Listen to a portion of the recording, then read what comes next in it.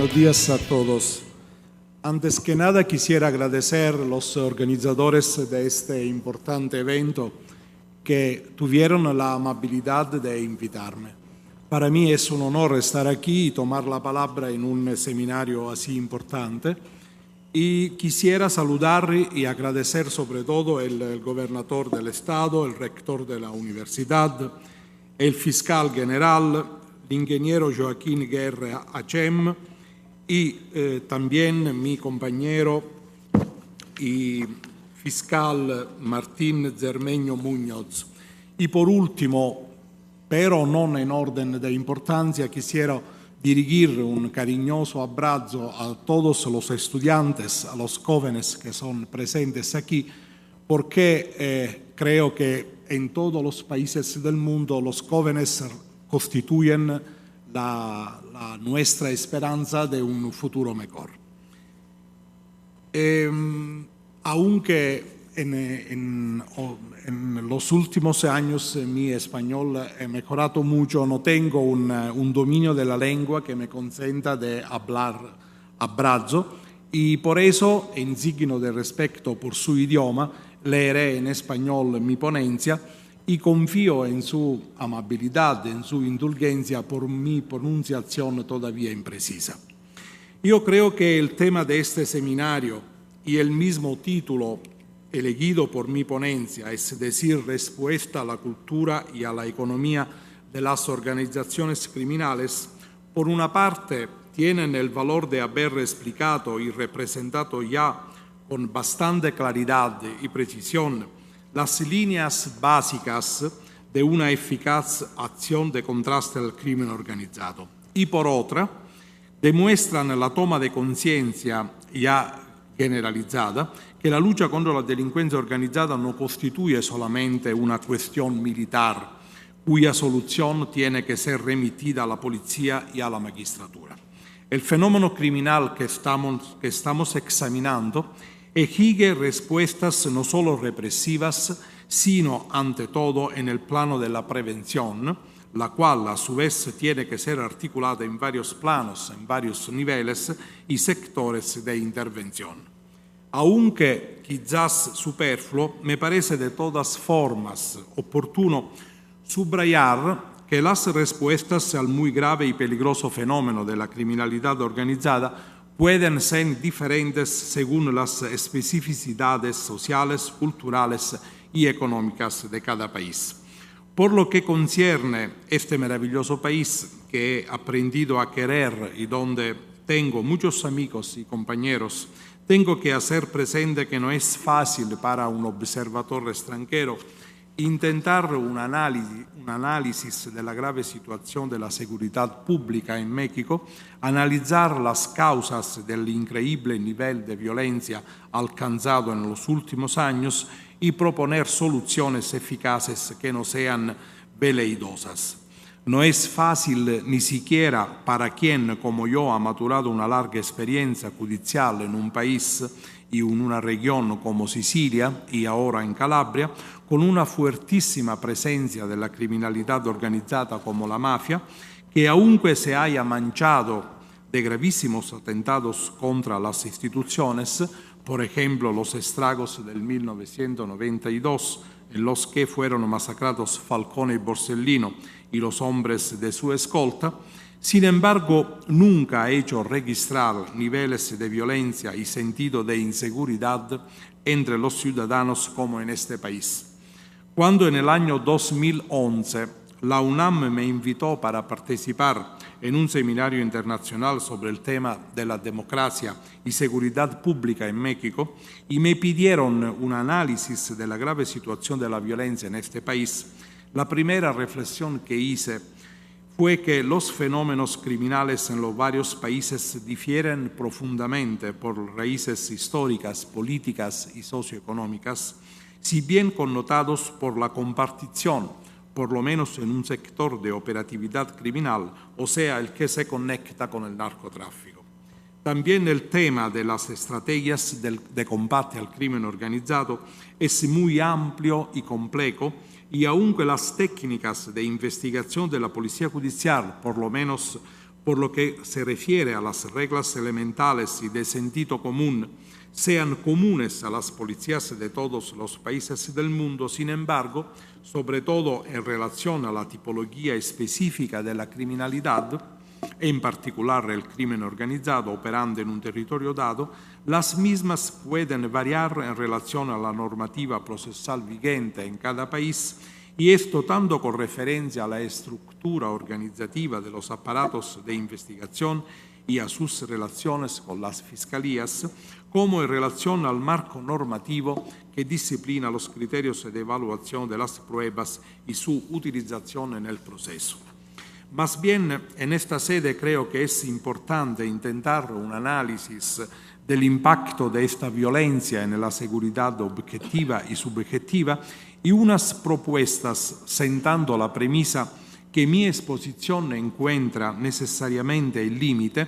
de la condición de observador extranjero y que aún frecuentando este país desde hace 8 años e intercambiando opiniones con estudiosos mexicanos sobre temas de justicia, no me puedo considerar un experto conocedor de la realidad sociopolítica de este país. Además, no siendo un experto en seguridad pública, sino un magistrado que lleva 30 años alternándose en el desempeño de funciones juzgantes y requirentes, o sea, de juez y de fiscal, mi perspectiva es aquella típica del magistrado, pero que ha maturado una larga experiencia por lo que concierne la lucha contra la criminalidad organizada. Me atendré a ofrecer a ustedes algunos motivos de reflexión que proceden también de aquella experiencia. La primera reflexión es que a la luz de la experiencia italiana en el tema del contraste a la mafia, debo confirmar previamente la necesidad de rechazar con firmeza el intento mistificador de hacer creer que la respuesta judicial a la delincuencia organizada de tipo mafioso y, por lo general, a todas las formas de delincuencia en general, pueda constituir una solución taumatúrgica y exclusiva del problema. Yo creo que la acción de contraste debe exteriorizarse en un duplice nivel. En primer lugar, la prevención y represión a nivel investigativo y judicial, las cuales a su vez tienen que orientarse hacia una doble finalidad. En primero, la desarticulación de la estructura de las organizaciones criminales a través de la captura de sus jefes y gregarios. La agresión a los patrimonios ilícitos acumulados por las organizaciones criminales, cuya reinversión produce a su vez nueva riqueza ilícita que contamina los mercados legales alterando las reglas de la competencia. En segundo lugar, pero no en orden de importancia, es fundamental lo que quiero definir el viraje ético, que requiere un crecimiento cultural y político global de la sociedad civil y de las instituciones democráticas. Es evidente que uno de los valores básicos de la democracia es justamente la legalidad. El nexo estructural entre legalidad y democracia depende del hecho que la falta de legalidad determina necesariamente imposición, opresión y poder de una parte sobre el entero.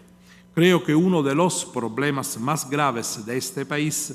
que he aprendido a amar es la desconfianza en las instituciones y en las fuerzas del orden. La capacidad de infiltración y contaminación de las instituciones democráticas por parte de las organizaciones criminales constituye, por lo general, el principal peligro de su operatividad y, en particular, esta capacidad tiene que ser reconocida a los grupos vinculados con el narcotráfico. Por eso creo que el fuerte redimensionamiento del poder corruptor del narcotráfico y de sus enormes capacidades de infiltración constituye la precondición para una eficaz acción de contraste. En Italia, una de las especificidades de la criminalidad de tipo mafioso está constituida verdaderamente por sus relaciones con el contexto socioeconómico legal, o sea, con las instituciones políticas, administrativas y las instituciones económicas del país, con las cuales actúa recíprocamente estableciendo relaciones de variada naturaleza que pueden asumir aspectos de tipo parásito, pero también orgánico o a menudo simbiótico con los grupos y los centros de poder político y económico.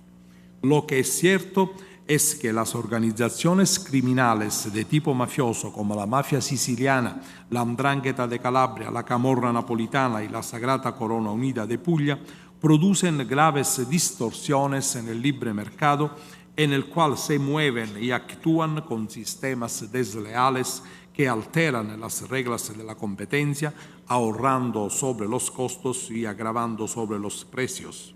En Italia hemos alcanzado resultados muy significativos en la acción de contraste a la criminalidad organizada a través de una eficaz estrategia de agresión a los patrimonios ilícitos y al lavado de dinero. En efecto, se han introducido leyes especiales que prevén casos específicos de confiscación, por ejemplo, la así dicha por equivalente, que permite, cuando no es posible confiscar el precio del crimen y de la corrupción, la confiscación de bienes de valor equivalente a ese precio, del cual el culpable dispone también por interpósita persona. Disponemos también de una importante legislación por lo que se refiere a la gestión y al empleo de patrimonios confiscados, con la institución de una agencia nacional por la administración y el destino de los bienes secuestrados a la criminalidad organizada, que tiene la función de administrar los bienes mencionados, dirigiéndolos hacia finalidades institucionales y sociales. La ley consiente encomendar gratuitamente, por ejemplo, a cooperativas sociales, sobre todo juveniles, terrenos agrícolas y construcciones rurales confiscadas a la mafia para realizar actividades en el sector del turismo rural, zootécnico y de los cultivos biológicos. Es demasiado evidente el sentido simbólico que a los ojos de la sociedad civil puede adquirir la transformación de una vivienda donde tenían lugar las reuniones operativas de los narcotraficantes en una estructura para el tratamiento y la reintegración de los drogáticos, o sea, una escuela. Es impresionante el valor pedagógico del mensaje de educación a la legalidad que se puede transmitir a través de la reutilización de bienes confiscados por finalidades sociales. En este sector, la famosa organización que se llama Libera, realizada por el cura Don Luigi Ciotti, representa un nuevo frente del Estado y de la sociedad civil en la lucha contra la criminalidad organizada. Para dar una idea de los resultados, es conveniente citar unos datos estadísticos. En conjunto se han confiscado a las organizaciones mafiosas casi 10.000 bienes inmuebles por un valor de 730 millones de euros, equivalente más o menos a 12 millardos de pesos, y 1.400 empresas. Es absolutamente necesario también en este país que los extraordinarios recursos financieros y la relevante liquidez de las organizaciones entregadas al narcotráfico, así como sus patrimonios inmobiliarios y las empresas en las que se reinvierten, sean incautadas y decomisadas, incluyendo también las empresas en apariencia lícitas en las que se han infiltrado grupos criminales que de esa manera pueden financiar también campañas electorales políticas.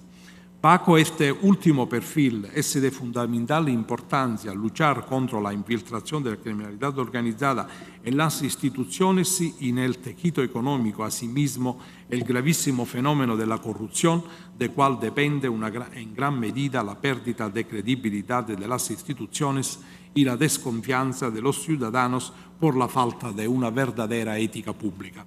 Creo que Italia puede apreciar el mérito de ser a lo mejor el único país que cuente una ley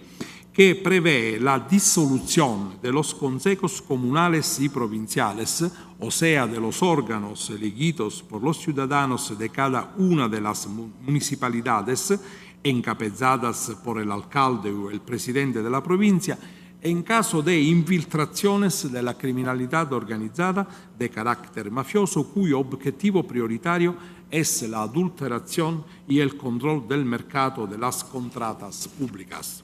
En mi país está en vigencia también una ley antilavado de dinero muy severa y la constitución de la UIF, cioè la Unidad de Información Financiera, que ha proporcionado una serie de indicaciones y criterios para la individuación y la indicación de operaciones sospechosas bajo el perfil subjetivo y objetivo, obligación de indicación que incluye también a los profesionales, abogados, asesores fiscales y notarios con respecto a las operaciones de sus clientes. Pero la acción de contrasto al lavado de dinero no será eficaz y completa si no se sanciona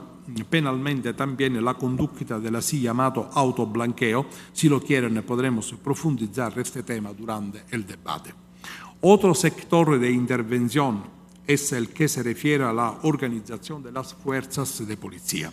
Un primer nivel de profunda reestructuración es el que tiene que ver con el reclutamiento de los agentes de policía. De hecho, a mi parecer, estos últimos tienen que ser seleccionados ante todo entre sujetos de segura fiabilidad moral, teniendo en cuenta no solo su procedencia de familias honestas, sino también su título de estudio, que tiene que ser de cierto nivel mínimo, la contratación a través de oposiciones públicas, una preparación profesional adecuada a su cargo adquirida a través de eficaces cursos antes de incorporarlos a los diferentes sectores para el desempeño de sus funciones. Pero sobre todo necesita una policía fuertemente motivada,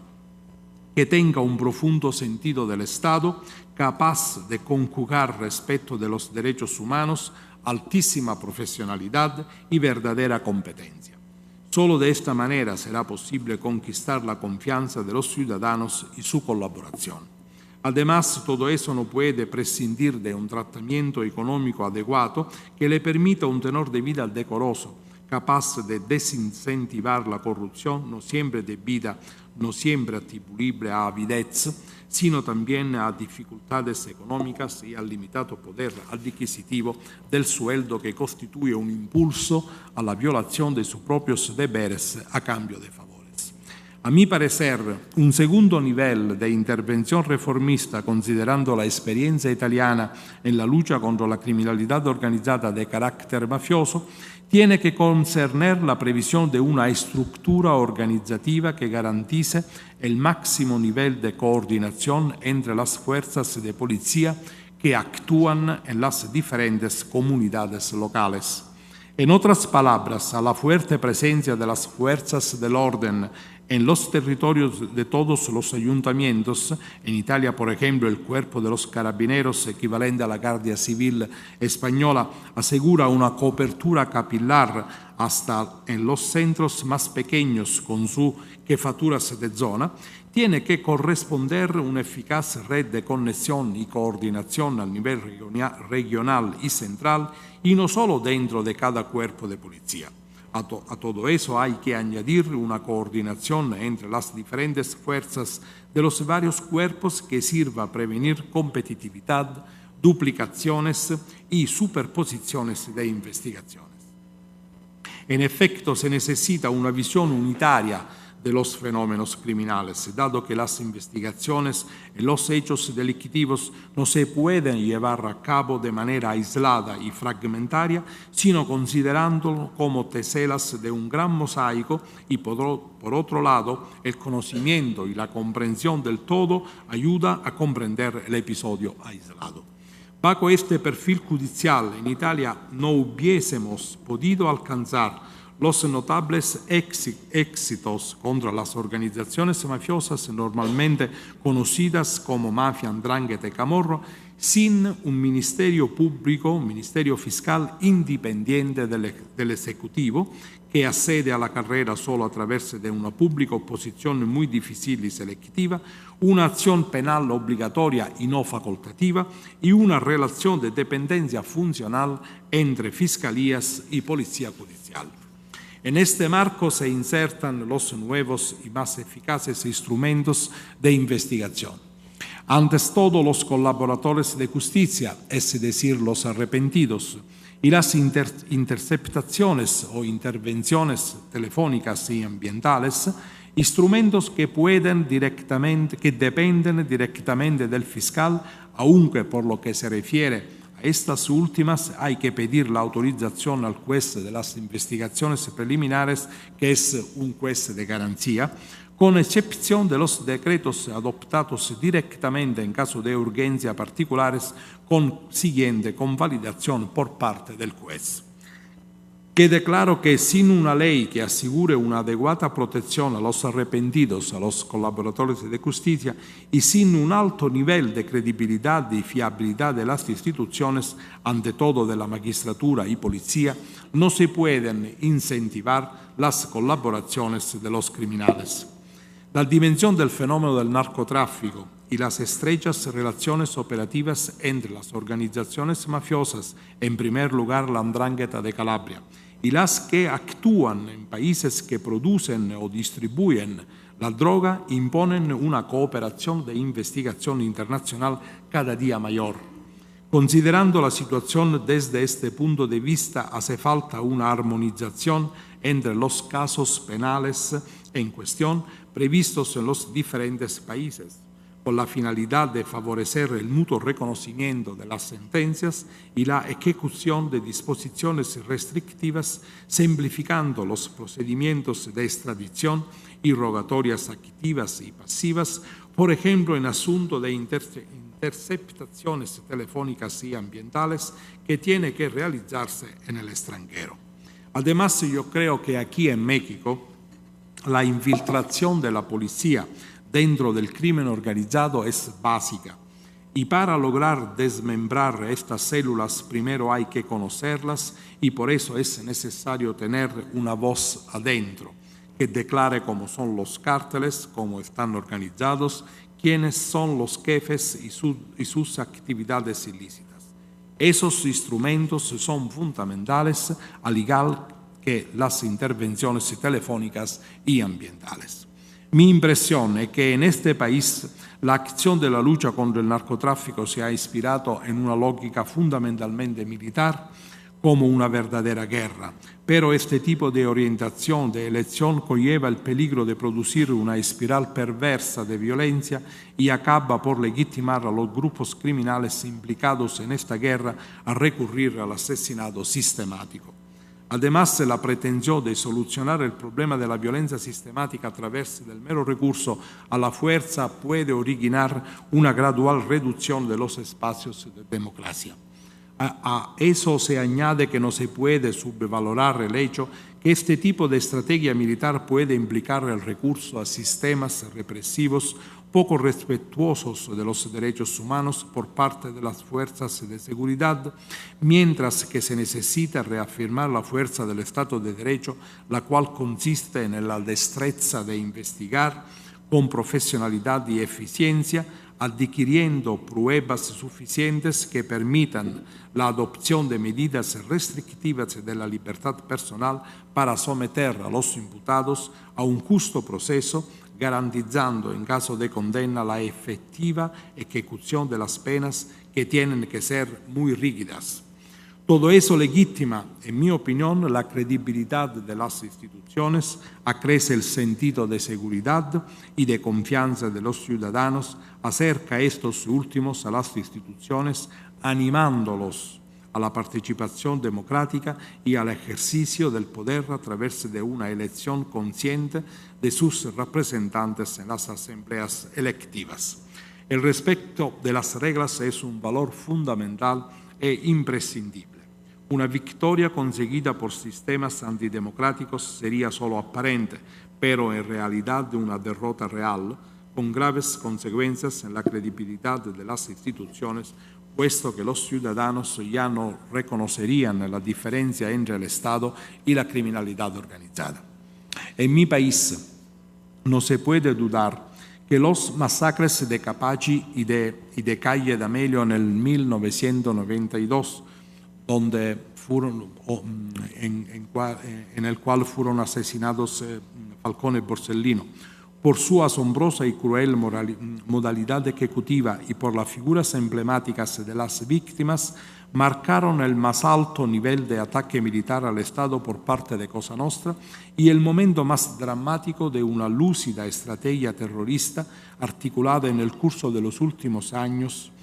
por dicha organización para reafirmar la primacía y la intangibilidad de su poder criminal, tanto respecto a la sociedad civil y a las instituciones estatales como dentro a la misma asociación. A pesar de eso, hay que subrayar aquí, una vez más, que el recrudecimiento de la criminalidad organizada de tipo mafioso en Italia no ha comprometido nunca el mantenimiento de nuestro sistema democrático y no ha llevado a registrar peligrosos retrocesos en el plan de la tutela de las libertades fundamentales. Debe, sin embargo, reconocerse que la especificidad y la gravedad del fenómeno mafioso han impuesto elecciones legislativas orientadas hacia una disciplina distinta de las disposiciones judiciales aplicables a los crímenes atribuibles a la criminalidad organizada, introduciendo un sistema procesal penal, una especie de legislación especial articulada en la previsión de toda una serie de disposiciones derogatorias con respecto a la disciplina ordinaria, que se concretizan, como es lógico que sea, en normas más rígidas aplicables solo a los procesos de criminalidad organizada.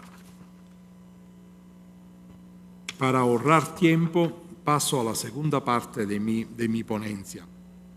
Yo pienso que a lo mejor en este país probablemente se ha descuidado la lucha contra la corrupción y al reclusamiento, al reciclaje, al lavado de dinero, pero sobre todo una eficaz acción de prevención social, en primer lugar comprometiendo las instituciones como la escuela, cuya tarea es la de formar las conciencias de los jóvenes y todas las comunidades políticas del territorio. El Estado en México tiene que recuperar la soberanía del territorio, ayuntamiento por ayuntamiento, y resanar el tejido social.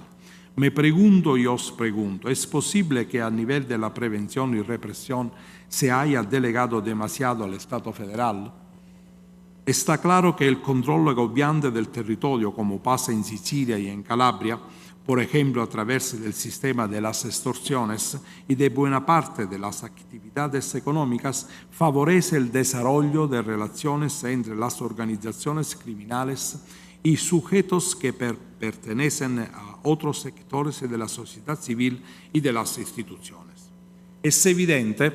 que las organizaciones mafiosas, para gestionar esta inmensa riqueza, pero eso vale también para los cárteles del narcotráfico, necesitan la colaboración de personas dotadas de las necesarias destrezas profesionales como abogados, mercantilistas, financieros, bancarios, administradores públicos, funcionarios, hombres políticos y periodistas. Ahora bien, una de las principales causas de la dificultad actual en que se halla la mafia siciliana, o sea, la organización denominada Cosa Nostra, consiste en la capacidad del pueblo siciliano de expresar una clara y firme oposición a una de las más principales manifestaciones de las prevaricaciones mafiosas, las extorsiones, el pago del pizzo, que constituyen por tradición el principal factor de control social a través del perverso y en cierta medida paradójico mecanismo de la protección impuesta a las tiendas. Han influido en este crecimiento cultural de la sociedad civil, por un lado, el sacrificio de muchas víctimas, sobre todo de los estragos del 1992, Falcone, Borsellino, los hombres y las mujeres de la escolta, y asimismo muchos otros, a veces desconocidos, curas, periodistas, empresarios, que han permitido la toma de conciencia de la crueldad de aquella asociación y por otra una renovada confianza en las instituciones basada en los éxitos de de la acción de contraste de la magistratura y de las fuerzas de policía gracias a un uso eficaz de las intervenciones telefónicas, una correcta evaluación probatoria de las declaraciones de los arrepentidos y luego la emisión de rígidas sentencias de condena. En Calabria, donde trabajo, uno de los principales objetivos de la dirección del Distrito Antimafia de Reggio Calabria es identificar y perseguir a nivel judicial la así llamada zona gris, constituida por exponentes de la política, de las instituciones, profesiones y empresariado que proporcionan a la criminalidad organizada oportunidad de enriquecimiento y a veces garantías e impunidad. De manera no diferente, si bien, repito, se trata de fenómenos que tienen raíces históricas y sociales diferentes, es muy concreto el peligro que las organizaciones narcotraficantes, gracias a la inmensa riqueza y luego a la capacidad corruptiva de la que disponen, puedan integrarse en las clases dirigentes entrando en contacto con el sistema bancario y la clase política utilizando el primero para el reciclaje de dinero y la segunda, es decir, la clase política, para lograr protección e impunidad. Además, las graves desigualdades sociales y económicas que caracterizan a este país, así como algunos países del sur y del Centroamérica, en cambio de favorecer la solidaridad de clase y la cohesión social, pueden representar un fuerte impulso en las jóvenes generaciones que viven en los barrios más degradados de las ciudades, no solo hacia la elaboración e interiorización de modelos de vida distorsionados, sino a través de la mitización de la riqueza y el alto tenor de vida perseguidos a costa de envolvimiento en las actividades criminales, la exaltación de modelos criminales considerados héroes positivos para emular y cuyas hazañas hay que exaltar. Es inquietante el fenómeno de cantantes de narcocorridos, a través de los cuales los cárteles, explotando la gloriosa tradición popular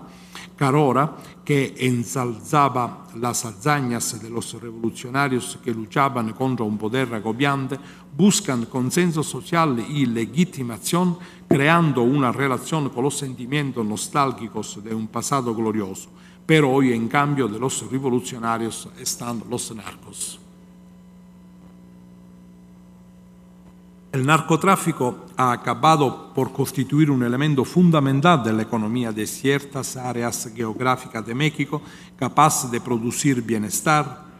gracias al reciclaje de relevantes flujos financieros reinvertidos en actividades ilícitas que sin duda producen empleo y consecuentemente consenso social por efecto de una forma de reparto de la renta. Así que las familias que controlan el narcotráfico con razón entran a formar parte de poderosos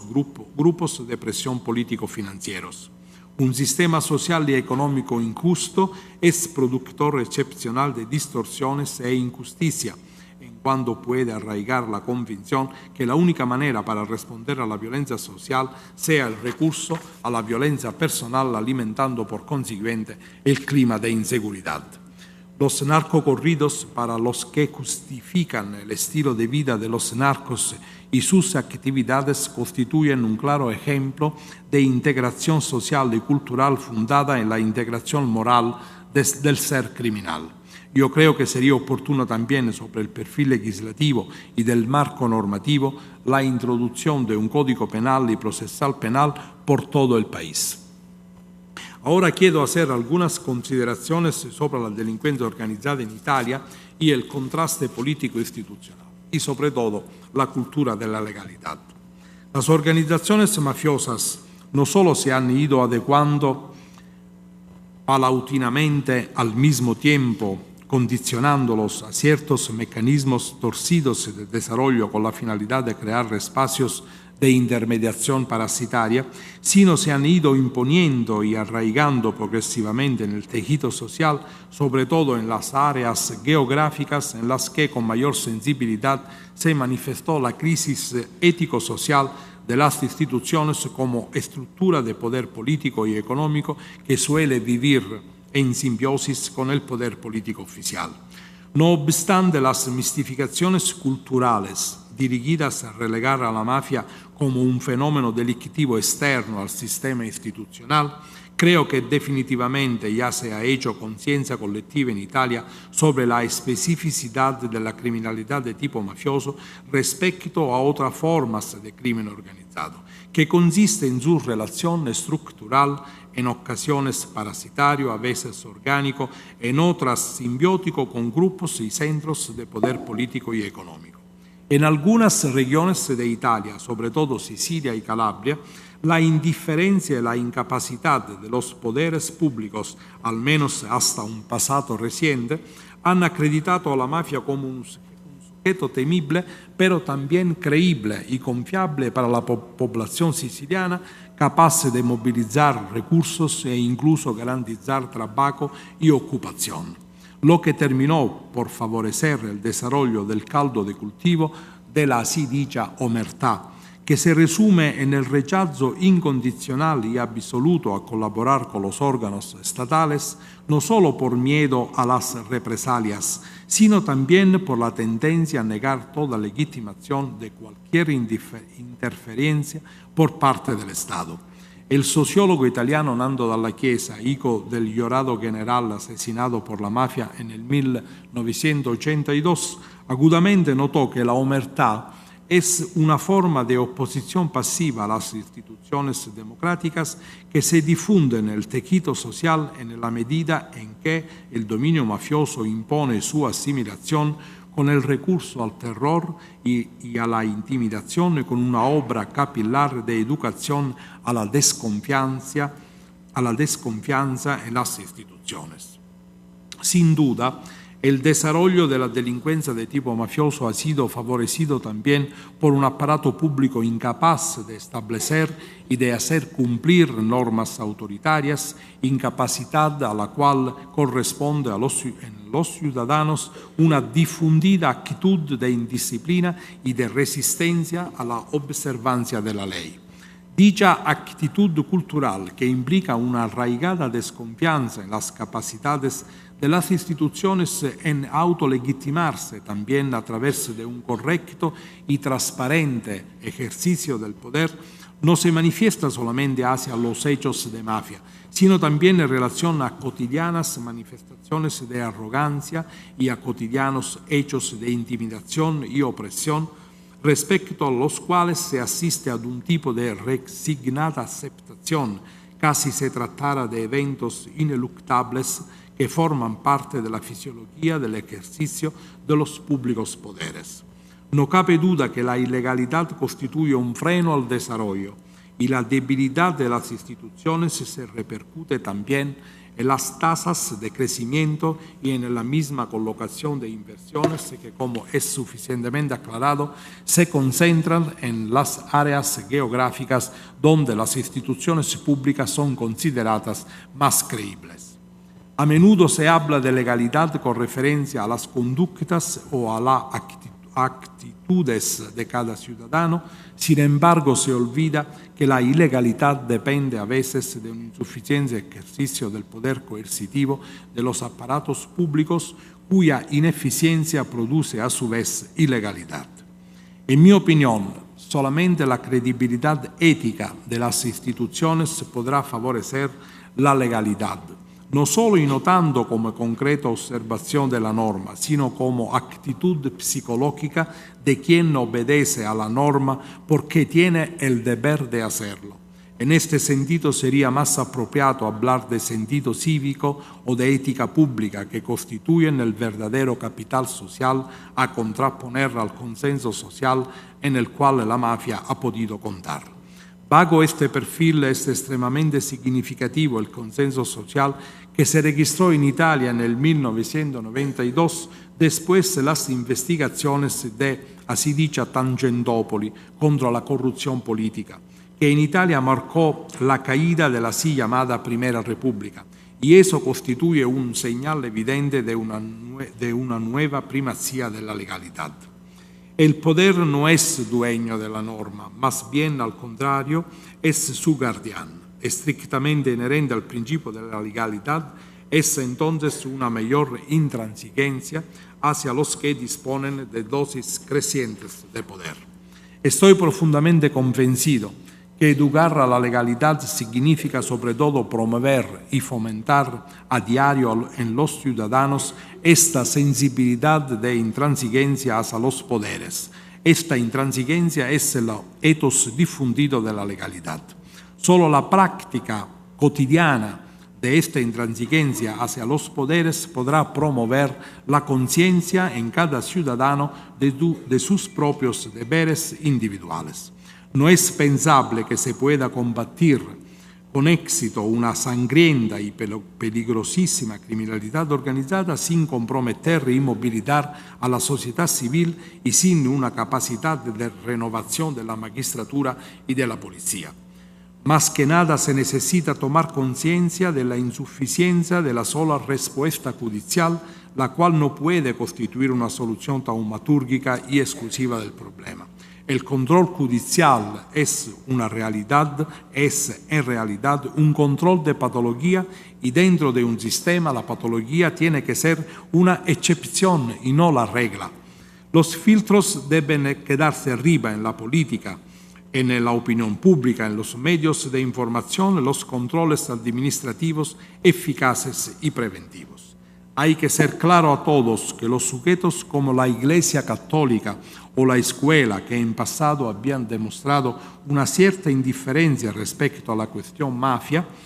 tienen que ejercer un papel activo de primaria importancia para la formación de una conciencia colectiva contra la delincuencia organizada. Hace falta, sobre todo como premisa indefectible, un cambio profundo en las conciencias de la cultura de masa, de los comportamientos medios, junto a una honda transformación política e institucional.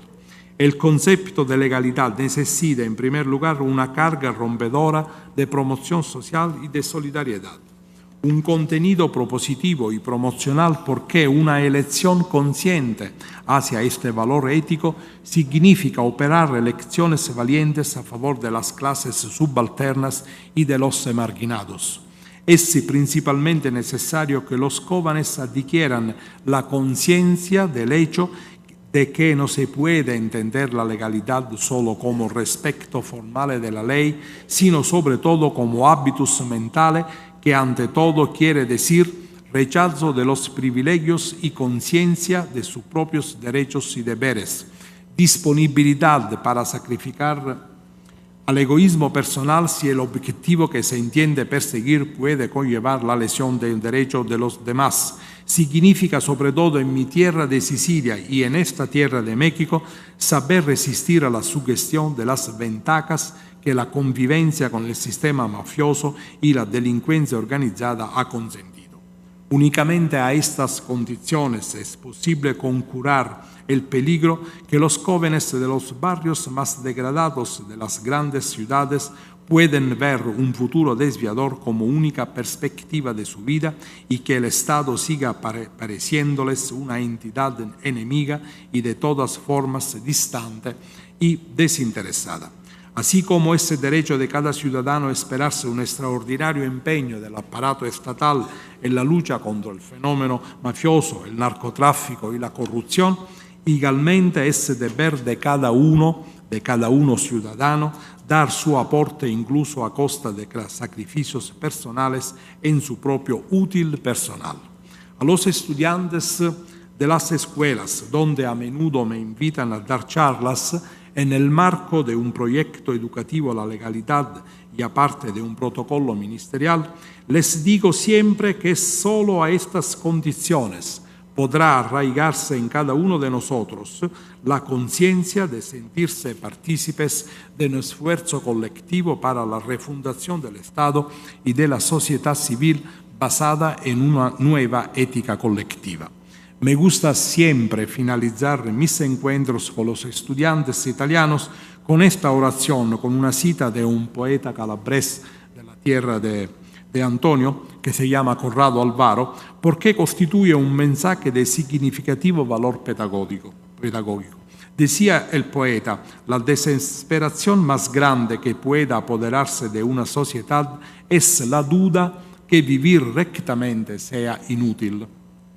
A esta enumeración de puntos significativos y ampliamente compartidos hay que añadir los nudos problemáticos y fundamentales de carácter predominantemente político que interesan el tema de la profesionalidad de la magistratura, tanto de los jueces que de los ministerios fiscales y de la policía judicial, cuya autonomía, preparación y motivación ideal no solo tienen que ser adecuadamente implementados a través de calificados cursos de formación profesional,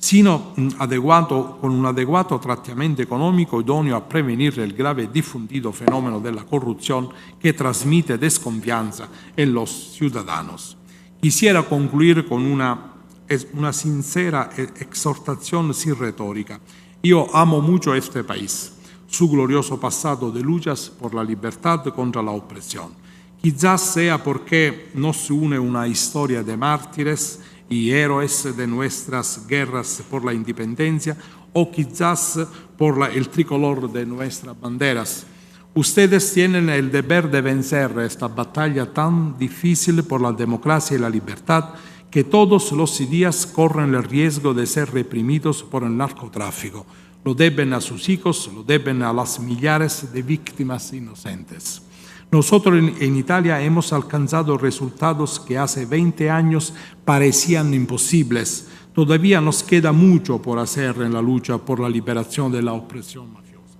Sin embargo, estamos intentando vencerla con un esfuerzo colectivo, sobre todo cultural, a través de la refundación del Estado y de la sociedad civil sobre la base de una nueva ética colectiva.